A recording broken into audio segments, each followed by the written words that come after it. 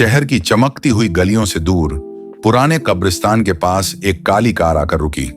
Car से उतरे 3 लोग, अमित, रोहित और विशाल। तीनों अपराधी थे जो हाल ही में एक बैंक लूटकर भागे थे और पुलिस से बचने के लिए इस सुनसान कब्रिस्तान में छिपने आए थे। यहां कोई नहीं आएगा, अमित ने फुसफुसाते हुए कहा। सुबह होते ही हम शहर छोड़ देंगे। लेकिन विशाल को कुछ अजीब सा महसूस हो रहा था। ठंडी हवा में हल्की फुसफुसाहटें सुनाई दे रही थीं। कब्रों के बीच टिमटिमाती रोशनी और हवा में उड़ती धूल माहौल को और डरावना बना रही थी। भाई, ये जगह सही नहीं लग रही, विशाल ने कहा। डरपोक मत बनो, रोहित झुंझला उठा। यह कब्रिस्तान है, यहां सिर्फ मरे हुए लोग हैं। लेकिन तभी पीछे से किसी ने विशाल का कंधा पकड़ लिया। कब्रों के बीच छिपा सच विशाल चीखने ही वाला था कि उसने देखा एक बूढ़ा आदमी फटे पुराने कपड़ों में लाल आंखों से उन्हें घूर रहा था। तुम्हें नहीं आना चाहिए था, बूढ़े ने धीमी भयानक आवाज में कहा। कौन हो तुम? अमित ने पूछा। मैं वही हूं जो इन कब्रों की रखवाली करता है, बूढ़े ने जवाब दिया। लेकिन अमित को इन बातों पर यकीन नहीं था। उसने पिस्तौल निकाल ली। बकवास मत करो, हमें सिर्फ रात बितानी है और सुबह निकल जाना है, बूढ़े ने ठंडी हंसी हंसते हुए कहा। सुबह? यहां जिसने रात बिताई वो सुबह कभी नहीं देख सका। भयानक मौत इतना कहते ही कब्रिस्तान में हलचल मच गई। जमीन कांपने लगी और चारों तरफ से कंकाल बाहर आने लगे। उनके खोखले नेत्र गर्द अमित, रोहित और विशाल की तरफ देख रहे थे। भागो, विशाल चिल्लाया, लेकिन बहुत देर हो चुकी थी। कंकालों ने रोहित को जिंदा पकड़ लिया, उसकी हड्डियों को चीरते हुए अंदर खींच लिया। अमित ने बंदूक चलाई, लेकिन गोलियां किसी पर असर नहीं कर रही थीं। तभी बूढ़े आदमी का चेहरा विकृत होने लगा। वो कोई इंसान नहीं बल्कि एक राक्षस था। विशाल ने पूरी ताकत से भागने की कोशिश की, लेकिन जमीन से निकले हाथों ने उसे जकड़ लिया और देखते ही देखते वो कब्र में समा गया। अब सिर्फ अमित बचा था। मुझे जाने दो, प्लीज, वो गिड़गिड़ाया। बूढ़े आदमी ने एक भयानक मुस्कान दी और धीरे धीरे आगे बढ़ा। तुम्हारी जगह अब यहां है। अमित की चीख पूरे कब्रिस्तान में गूंज उठी। सुबह का सच अगली सुबह पुलिस वहां पहुंची तो कुछ नहीं मिला। न अमित, न रोहित, न विशाल, बस 3 नई कब्रें जिन पर उनके नाम खुदे थे। कब्रिस्तान आज भी वही है और कहते हैं कि अगर कोई अपराधी वहां रात बिताए तो वो सुबह कभी नहीं देख पाता। शहर की पुलिस तीनों लुटेरों की तलाश में थी, लेकिन उनका कोई सुराग नहीं मिला। इंस्पेक्टर आदित्य शर्मा को यह मामला संदिग्ध लग रहा था। 3 लोग अचानक गायब हो जाते हैं और हमें उनकी सिर्फ कब्रें मिलती हैं, आदित्य ने खुद से कहा। उन्होंने अपनी टीम के साथ कब्रिस्तान का दौरा किया। वहां के गॉर्ड रघु ने बताया, साहब, यहां रात में कुछ अजीब होता है। मैंने खुद लोगों को आते और गायब होते देखा है। आदित्य ने ध्यान से कब्रों का निरीक्षण किया। मिट्टी ताजा लग रही थी, जैसे हाल ही में किसी ने उन्हें खोदा हो। उन्होंने एक सिपाही से कहा, इन कब्रों को खोदना पड़ेगा। जैसे ही उन्होंने पहली कब्र खोदी, एक भयानक बदबू आई, लेकिन अंदर कोई लाश नहीं थी। रात का इंतजार, अब मामला और भी रहस्यमय हो गया था। 3 लोगों की कब्रें, लेकिन कोई लाश नहीं। आदित्य ने फैसला किया कि वो खुद इस कब्रिस्तान में रात बिताएगा। रात के 12 बजे आदित्य और उनके 2 साथी संदीप और करण कब्रिस्तान में पहुंचे। पूरी जगह अजीब सी सिहरन से भरी थी। हवा में एक अजीब सी फुसफुसाहट थी। तभी एक हल्की रोशनी दूर से आती दिखी। साहब, ये क्या है? करण ने पूछा। आदित्य ने इशारा किया, चुप रहो, देखते हैं क्या हो रहा है। रहस्य खुलता है। तीनों धीरे धीरे उस रोशनी की ओर बढ़े।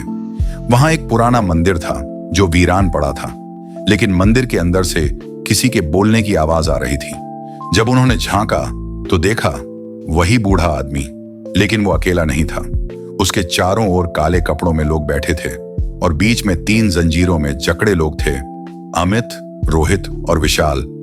ये तीनों जिंदा हैं। संदीप चौंक गया। बूढ़ा आदमी जोर से हंसा। अब ये हमारी आत्माओं के लिए बलि बनेंगे और इसके बाद कोई भी हमें रोक नहीं पाएगा। अंतिम लड़ाई, आदित्य ने इशारा किया और तीनों पुलिस वालों ने अपनी पिस्तौलें निकाल ली। पुलिस! आदित्य चिल्लाया। गुंडे चौंक गए, लेकिन बूढ़ा आदमी शांत रहा। उसने धीरे से अपना हाथ उठाया और अचानक पूरी हवा ठंडी हो गई। तुम हमें नहीं रोक सकते, बूढ़े ने कहा। तभी अमित ने अचानक एक गुंडे की बंदूक छीन ली और गोली चला दी। बस फिर क्या था, आदित्य और उनकी टीम ने भी हमला कर दिया। कुछ ही मिनटों में सारे गुंडे गिर चुके थे, लेकिन बूढ़ा आदमी अभी भी खड़ा था। तुमने मेरी पूजा भंग कर दी, अब तुम भी मरोगे। उसके चेहरे पर अचानक एक डरावनी चमक आ गई और उसके शरीर से कई भूतियां हाथ निकलने लगे। आदित्य ने झट से अपनी जेब से गंगा जल निकाला और उस पर छिड़क दिया। आग! आदित्य चिल्लाया और कर्ण ने मंदिर के पर्दों में आग लगा दी। बूढ़ा आदमी चीखने लगा, नहीं, मैं अमर हूं, नहीं। अंत और नई शुरुआत अगली सुबह। पुलिस को वहां कुछ भी नहीं मिला, बस एक जलता हुआ मंदिर और मिट्टी में दबी हुई कुछ हड्डियां। अमित, रोहित और विशाल ने पुलिस को बताया कि कैसे वो बूढ़ा आदमी उन्हें बलि चढ़ाने वाला था। आदित्य ने कब्रिस्तान की ओर देखा। अब वहां शांति थी, लेकिन कहते हैं कि जब भी कोई अपराधी वहां जाता है तो वो फिर कभी वापस नहीं आता। कब्रिस्तान में अब सब शांत था, लेकिन इंस्पेक्टर आदित्य के मन में अभी भी सवाल थे। अगर वो बूढ़ा सच में मर गया तो उसकी आत्मा का क्या हुआ? अमित, रोहित और विशाल को पुलिस ने गिरफ्तार कर लिया, लेकिन वो अभी भी सदमे में थे। हमने अपनी आंखों से देखा था इंस्पेक्टर, वो बूढ़ा आदमी इंसान नहीं था, वो कुछ और था, विशाल ने कांपते हुए कहा। आदित्य ने उन्हें चुप कराया और केस बंद करने की रिपोर्ट लिखने ही वाला था कि अचानक एक रहस्यमयी फोन कॉल आधी रात को आदित्य के फोन की घंटी बजी। हेलो?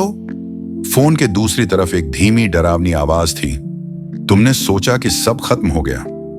आदित्य का खून ठंडा पड़ गया। तुम कौन हो? उसने सख्त आवाज में पूछा, लेकिन कोई जवाब नहीं आया, बस एक ठंडी हंसी, और फिर फोन कट गया। वापस कब्रिस्तान में आदित्य को समझ आ गया कि यह मामला अभी खत्म नहीं हुआ। अगले दिन वो अकेले ही कब्रिस्तान पहुंचा। शाम ढल रही थी और हवा में अजीब सी सिहरन थी। कब्रिस्तान के पुराने मंदिर की राख अब भी वहां थी, लेकिन वहां कुछ बदला हुआ था। एक नई कब्र। आदित्य ने ध्यान से देखा। उस कब्र पर कुछ लिखा था, इंस्पेक्टर आदित्य शर्मा 2025। आदित्य की सांसें रुक गईं। ये मेरा नाम क्यों लिखा है?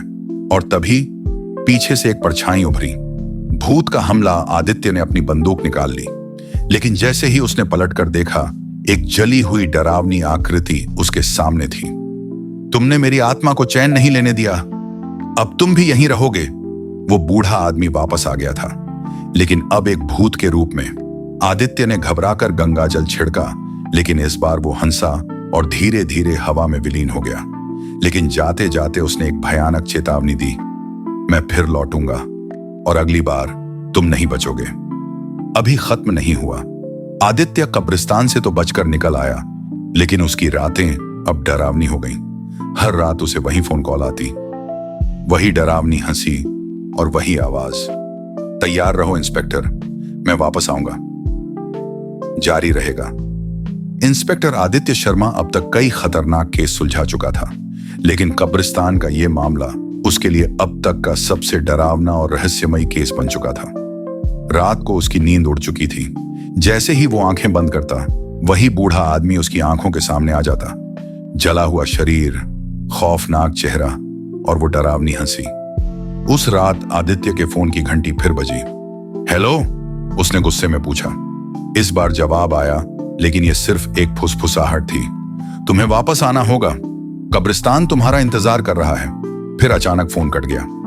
भूतिया दस्तावेज आदित्य अब और इंतजार नहीं कर सकता था।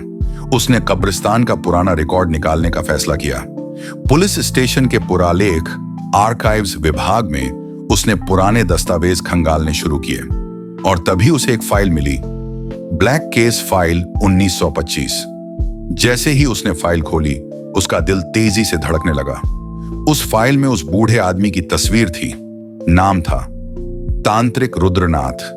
तांत्रिक का अतीत। रुद्रनाथ एक काला जादू करने वाला तांत्रिक था, जो 100 साल पहले उसी कब्रिस्तान के पास रहता था। कहा जाता है कि वो आत्माओं को कैद करके अमर होना चाहता था।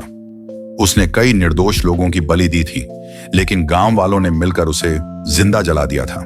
मगर मरने से पहले उसने एक शाप दिया था, मैं वापस आऊंगा हर 100 साल बाद, और इस बार कोई मुझे रोक नहीं सकेगा। भयानक कनेक्शन आदित्य को झुरझुरी हो गई। आज 2025 चल रहा है, यानी ठीक 100 साल पूरे हो चुके हैं। उसे समझ आ गया कि तांत्रिक वापस लौट आया है और वो अब उसे भी मारना चाहता है। कब्रिस्तान की आखिरी जंग आदित्य ने फैसला कर लिया। वो इस बार तांत्रिक को हमेशा के लिए खत्म करके रहेगा। वो सीधे एक तांत्रिक विशेषज्ञ बाबा रघुनाथ के पास गया। बाबा ने उसे एक पवित्र यंत्र ताबीज दिया और कहा, अगर तांत्रिक की आत्मा को खत्म करना है तो तुम्हें उसकी असली हड्डियों को जलाना होगा। आदित्य तुरंत कब्रिस्तान पहुंचा। रात के ठीक 12 बजे हवा ठंडी हो गई और फिर जमीन कांपने लगी। चारों ओर भूतिया परछाइयां घूमने लगी और फिर रुद्रनाथ की आत्मा सामने आ गई। तुम मुझे नहीं हरा सकते इंस्पेक्टर, उसने गरजती आवाज में कहा।